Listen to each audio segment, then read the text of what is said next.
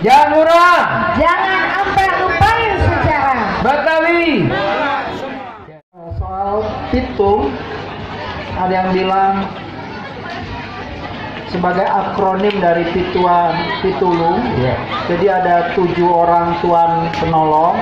Sebenarnya ini semacam folklore yang berkembang di awal abad 20 yang kemudian diadopsi dan diberi warna baru. Atau ini cerita khayal, cerita fantasi yang memang pada awal kemunculan pitung itu diadopsi dari cerita-cerita penjahat-penjahat di Eropa, terutama di Italia, yang bergerak dalam bentuk kelompok, dalam bentuk gerombolan. Diadopsilah cerita itu, kemudian ditafsirkan, diberi warna baru, soalnya pitung itu bergerak sebagai gerombolan, sebagai kumpulan begitu. Bahwa pitung itu nama orang, ya. Nama aslinya menurut arsip-arsip yang berkembang Salihun. Jadi pitung adalah nama koyokan atau nickname. Di awal abad ke-20 di surat-surat kabar namanya berubah-ubah, betung, petung, kemudian menjadi permanen sebagai pitung. Nah, tentang dia pakai mainan silat apa tidak ada informasi. Tapi menurut saya itu bukan masalah. Ya, tapi yang paling menarik adalah kita membaca bagaimana pitung itu bergerak dengan cerdas sebagai medium perlawanan terhadap dunia kolonial yang semakin represif, yang semakin keras menindas rakyat itu dengan membuat jaringan yang begitu luas dan memanfaatkan perkembangan kota besar. Misalnya dibilang bisa menghilang, padahal di saat itu jalur tram itu sedang berkembang dan sambung menyambung dengan jalur kereta sehingga dia bisa pergi dengan cepat, masuk, bertukar ke dalam tram atau bertukar ke dalam kereta. Jadi orang yang punya bakat alam, intelektualitas dan kemampuan gimnastik atau fisik yang luar biasa. Nah, ini menurut saya hal yang jarang kita bicarakan, tingkat intelektualitas si pitung.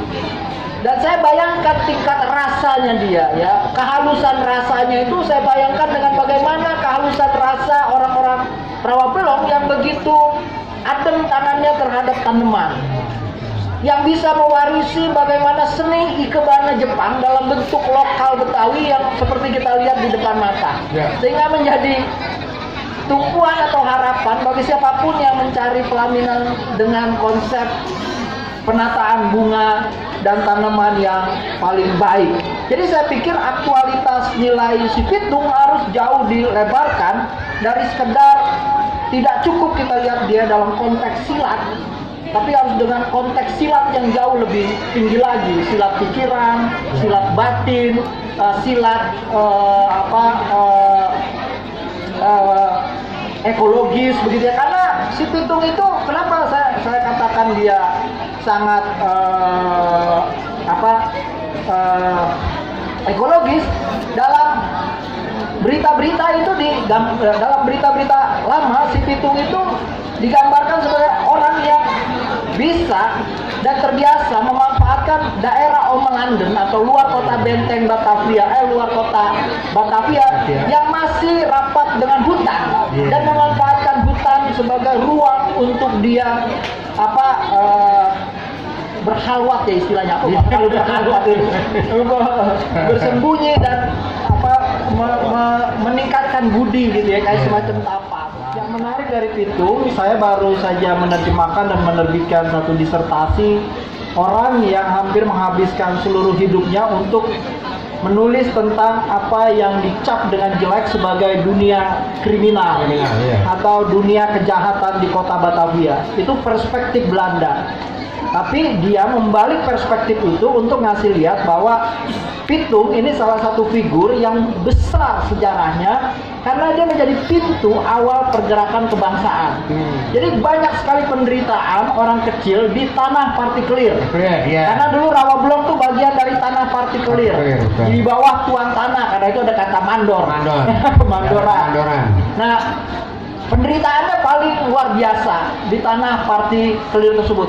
Nah, pitung bersama kawan-kawannya adalah orang yang tidak bisa merespon dengan cara lain selain cara-cara kekerasan. Nah, tapi kekerasan yang ditunjukkan Pitung, kenapa dari banyak tokoh yang ada pada periode, tapi Pitung yang paling menonjol, karena Pitung punya intelektualitas lebih dari tokoh-tokoh yang lainnya. Jadi kita garis bawahi kata intelektualitas. Intelektualitas. Pitung tidak bisa baca, tapi dia bisa punya jaringan, koneksi, perdagangan gelap senjata sampai ke Singapura. Tepuk tangan dong. Bang Pitung. Jadi Pitung bukan hanya pakai golok, tapi pakai revolver.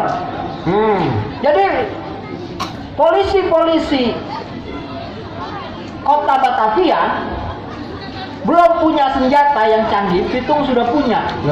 Karena dia punya koneksi dan dia dengan kecerdasan bisa bina koneksi. Nah, kecerdasan ini menurut saya yang sering dilupakan dalam kita bicara tentang si Pitung.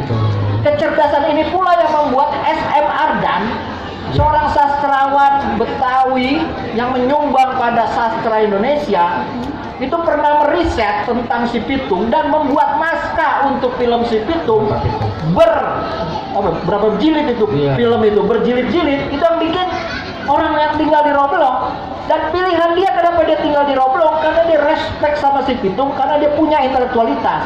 Keberangan loh. Bukan main. Jadi Pitung bukan hanya jago main pukulan, tapi jago main pikiran. Nah, susahnya hari ini banyak yang jago main pukulan, kagak unggulan main pikiran. Gak Nah, ini yang problem.